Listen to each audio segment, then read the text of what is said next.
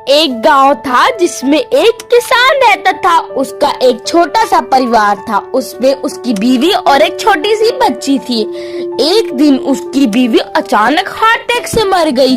बीवी के मरने के बाद बेटी और पिता दोनों ही उदास रहने लगे, जिससे बेटी ना कुछ खाती ना पीती। और यह उदासी देखकर किसान अपनी एक दूसरी पत्नी ले आया, लेकिन वह बहुत ही खराब थी। वह अपनी बेटी से दिन रात काम करवाती थी। बेटी की बेचारी कभी भी अपने पिता से अपनी माँ के बारे में बिल्कुल नहीं बताती थी। उसे उसका भय था कि उसकी माँ मारेगी।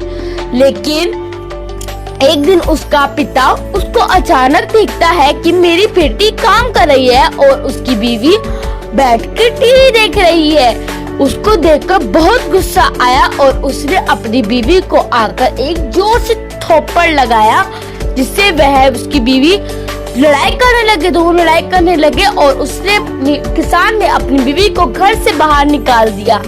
फिर ऐसे दिन बीतते गए। बेटी बड़ी हो गई और